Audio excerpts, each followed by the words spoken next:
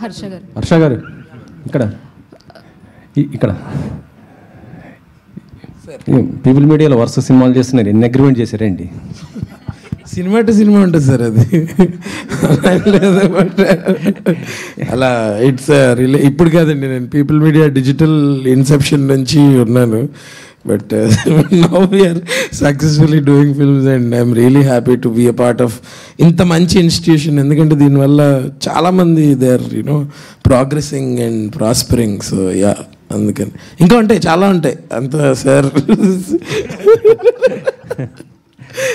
Okay, Harsha మొన్న కొత్తగా ఒక బండి తీశాడు.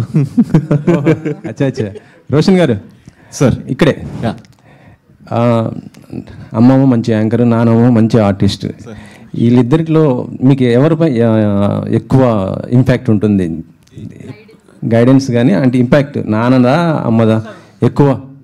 ఇద్దరిదే ఉంటుంది సార్. అంటే నాన్న తన పర్ఫార్మెన్సెస్లో ఒక న్యాచురాలిటీ, ఒక ఆర్గానిక్గా పోర్ట్రే చేయడానికి ప్రయత్నం తను చేస్తుంటాడు.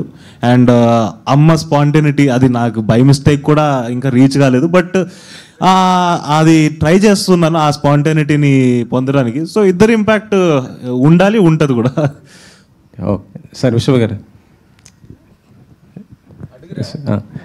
సార్, ఏం లేదు, జస్ట్ ఓపెన్గా చెప్పాలని కోరుకుంటున్నా. అంటే మీ సినిమా మీరైనా కాదు, ఎవరైనా సరే ప్రొడ్యూసర్స్ రివ్యూస్ ఏమైనా ఇంపాక్ట్ అయినా పడుతుందా సార్? అంటే ఈ మధ్య ప్రొడ్యూసర్స్ కొద్దిగా ఓపెన్ అవుతున్నారు దానిపైన, మీ సినిమాలు కానీ ఒక ప్రొడ్యూసర్గా. అంటే ఓపెన్గా ఓపెన్గా చెప్పండి సార్. అంటే రివ్యూస్ వల్ల మీకు ప్లస్ అవుతుందా మైనస్ అవుతుందా ఏంటి దానిపైన అనేసి? అంటే ఒక సెక్షన్ ఆఫ్ ఆడియన్స్కి డెఫినెట్గా ఇంపాక్ట్ అవుతుందండి. ఎందుకంటే ఒక సినిమాలు చూసే పర్సంటేజ్ ఒక 20% ఉంటారు అంటే ఓవరాల్ క్రౌడ్లో. దానిలో ఒక 10-20% డెఫినెట్గా రివ్యూ చూసి అంటే చూడాలా వద్దా అని ఆలోచిస్తున్న వాళ్ళకి అది డెఫినెట్గా అంటే పర్టికులర్గా ఆ రివ్యూలో అవసరం లేని విషయం రాయడము, వాళ్ళ పర్సనల్ పర్స్పెక్టివ్ రాసుకోవడము అంటే సినిమా కన్నా ఎక్కువ. సో దానివల్ల డెఫినెట్గా ఇంపాక్ట్ ఉంటుంది. కానీ మీరు నేను చేయగలిగింది ఏం లేదు. So we have to live with the system. అంటే కే ర్యాంప్ ప్రొడ్యూసర్ చేసిన ఆ కామెంట్స్ పైన మీ ఒపీనియన్ సార్?